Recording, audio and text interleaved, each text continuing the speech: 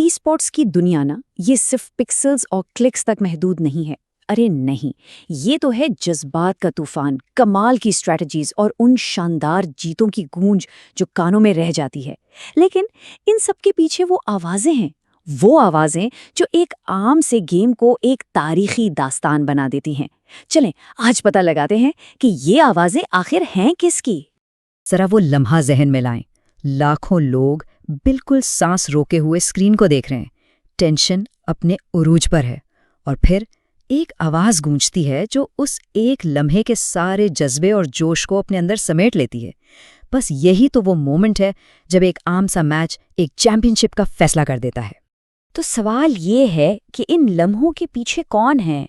कौन है ये लोग? आज की इस गुफ्तगू में हम इन्हीं आवाज़ों की दुनिया में ज़रा गहराई में उतरेंगे और ये जानने की कोशिश करेंगे कि आखिर ये लोग कैसे एक गेम को एक नाकाबिल फरामोश तमाशे में बदल देते हैं। अच्छा, तो शाउटकास्टिंग आखिर ये है क्या भला? देखें, ये सिर्फ गेम पर कमेंट्री करना नहीं है, बिल्कुल नहीं। ये एक आर्ट है, एक साइंस है जो इस तेज रफ्तार एक्शन और देखने वालों के दरमियान एक पुल बनाती है। चलें इसको जरा तफसील से समझते हैं।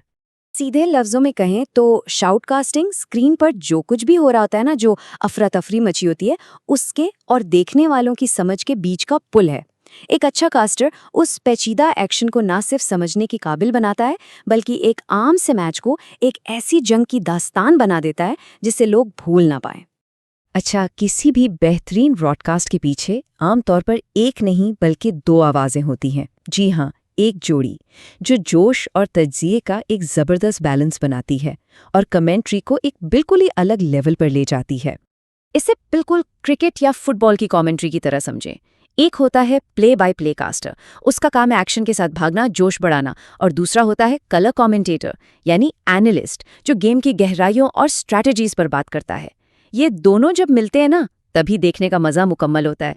तो जो प्ले बाय प्ले कास्टर है ना, उसका काम है रफ्तार, एनर्जी और वजाहत। वो बताता है कि क्या हो रहा है, वो एक्शन का एक एक सेकंड बयान करता है ताकि कोई भी लम्हा छूट ना जाए। और फिर आता है कलर कमेंटेटर यानी एनालिस्ट। वो बताता है कि ये सब क्यों हो रहा है। वो स्ट्रैटेजी, खिलाड़ियों के इरादे और हर फैसले के पीछे की जो बड़ी पिक्चर है ना, उसे सामने लाता है। तो एक बताता है क्या और दूसरा क्यों। सादा सी बात है। लेकिन एक मिनट, ये शाउटकास्टिंग सिर्फ एक जॉब नहीं है, ये तो पूरी ई स्पोर्ट्स इंडस्ट्री की रीढ़ की हड्डी है, उसकी बुनियाद है। सच पूछे तो इसके बगैर ये करोड़ों डॉलर्स के टूर्नामेंट्स सिर्फ चंद लोगों के लिए एक खामोश गेम बनकर रह जाएंगे और कुछ नहीं। देखें, एक अच्छा कास्ट है ना, बहुत सारे काम एक साथ करता है। पहला, वो मुश्किल गेम्स को नए देखने वालों के लिए आसान बनाता है। दूसरा, वो जज्बाती लम्हात में जोश भर देता है। तीसरा, वो खिलाड़ियों और टीमों के इर्द गिर्द कहानियां बनाता है जिससे हम उनसे जुड़ जाते हैं। चौथा, वो हमें गेम की स्ट्रैटेजी सिखाता है। और पांचवा, वो घंटों तक हमें एंटरटेन करता है। सच्ची बात तो ये है कि इनके बगैर ई स्पोर्ट्स सिर्फ स्क्रीन पर चलते फिरते पिक्सेल्स हैं। और ये कोई मामूली काम नहीं है। अंदाजा लगाएं, 2025 तक दुनिया भर में 64 करोड़ से ज्यादा लोग ई स्पोर्ट्स देख रहे होंगे। 64 करोड़, और उनमें से हर एक इस एक्शन को समझने के लिए कास्टर्स पर भरोसा करेगा। ये बहुत बहुत बड़ी जिम्मेदारी है। ये फील्ड, ये पेशा, ये कोई रातों रात खड़ा नहीं हो गया। इसका सफ़र 90s में शुरू हुआ जब लोग शाउटकास्ट जैसे इंटरनेट रेडियो सॉफ्टवेयर पर कमेंट्री करते थे। फिर 2000s में साउथ कोरिया ने इसे टीवी पर लाकर प्रोफेशनल बना दिया, एक इनकलाब बर्पा कर दिया। 2010s में ट्विच और लीग ऑफ लेजेंड्स जैसी गेम्स ने इसे पूरी दुनिया में मशहूर कर दिया। और आज ये एक पूरी इंडस्ट्री है जहां कास्टर्स लाखों करोड़ों डॉलर्स की इवेंट्स की आवाज़ बनते हैं। अच्छा, तो कोई इस फील्ड में आता कैसे है? एक पुरजोश फैन से एक प्रोफेशनल आवाज़ बनने का सफ़र कैसा होता है? ये सफ़र जज्बे से शुरू होता है और प्रोफेशनल महारत पर जाकर ख़त्म होता है। इस फील्ड में आगे बढ़ने का रास्ता तो है, लेकिन आसान नहीं है। बहुत मेहनत लगती है। सफ़र शुरू होता है वॉलंटियर के तौर पर काम करने से, जहां तजुर्बा और अपना नाम बनाना होता है। फिर आती है सेमी प्रो लेवल, जहां छोटे मोटे इलाकाई टूर्नामेंट्स में मौका मिलने लगता है। और आखिरकार बहुत सारी मेहनत के बाद प्रोफेशनल कॉन्ट्रैक्ट्स मिलते हैं और इंसान आलमी स्टेज पर पहुंचता है, जहां सिर्फ बेहतरीन लोग ही पहुंच पाते हैं। तो अगर किसी को ये सफ़र शुरू करना है तो क्या करना चाहिए?